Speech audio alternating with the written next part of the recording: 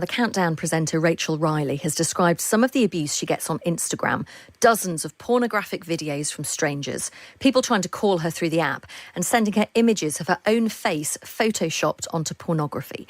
Well, researchers at the Centre for Countering Digital Hate have been analysing direct messages on Instagram, and we can speak to the Centre's Chief Executive, Imran Ahmed. Good morning. Imran, can you hear me? Yes, good morning. Good morning. Pleased we could connect with you. This sounds absolutely horrendous, and Rachel Riley has talked about this abuse before. And it's not just her, is it? I mean, Amber Heard, the actress, has also been involved in this report and sharing the levels of abuse that they experience.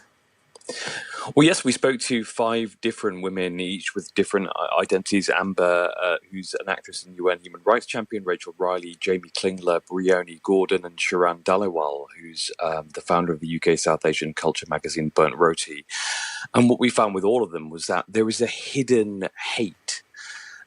Direct messages. We analysed 8,717 DMs sent to them. We found that 1 in every 15 broke Instagram's rules on abuse and harassment.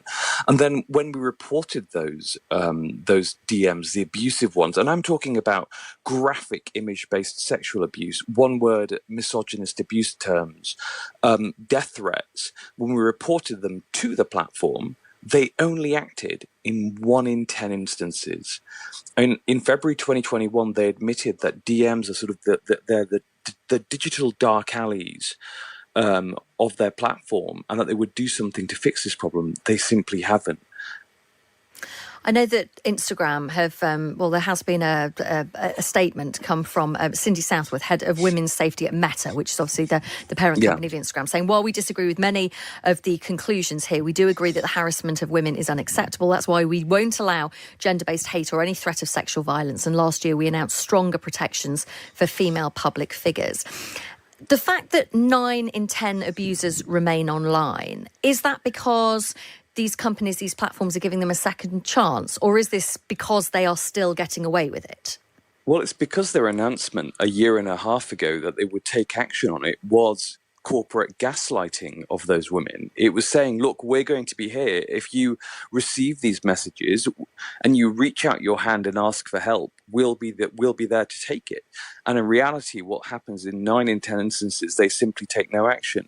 Now, there are even more serious problems. For example, audio messages, which you can't know what's in the content until you've played it. And by then you've been exposed to, really horrendous abuse. It may be death threats. It may be sexual in nature. I mean, this is really, really bad stuff. And yet you're forced to confront it.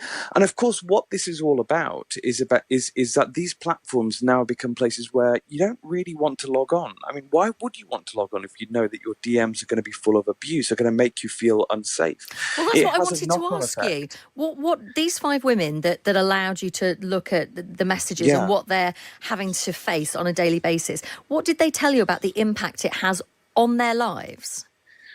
Well, I mean, these 5 women have all, to varying degrees, had to use techniques to either limit their exposure to it. They've reduced their usage of the platform. They've had to change the way they behave.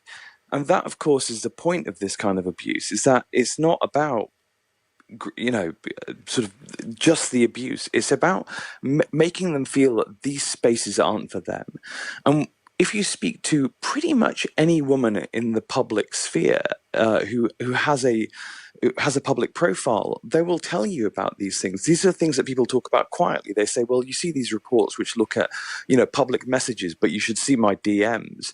And we thought, well, we'll speak to 5 of our friends and find out what they have to say about it. And their feedback was, well, this is pretty devastating stuff. Like, why would you want to look at this cesspit of hatred that Instagram have allowed to happen? And they could fix it so quickly. I mean, we aren't talking about tens of thousands of abusive messages. We're talking about hundreds that we reported. And yet they simply aren't taking action. The only conclusion can be that they simply don't care. Because as long as Meta, which makes $320 million a day of revenue, that company, as long as they keep getting the revenue and there are no ramifications for it, they're going to keep acting with impunity. And of course, that's why we need legislation like the Online Safety Bill that I commend the government for bringing forwards to ensure that there are real consequences when companies systematically fail in their duty of care, they're grossly negligent in administering their platforms, and make them unsafe spaces for women.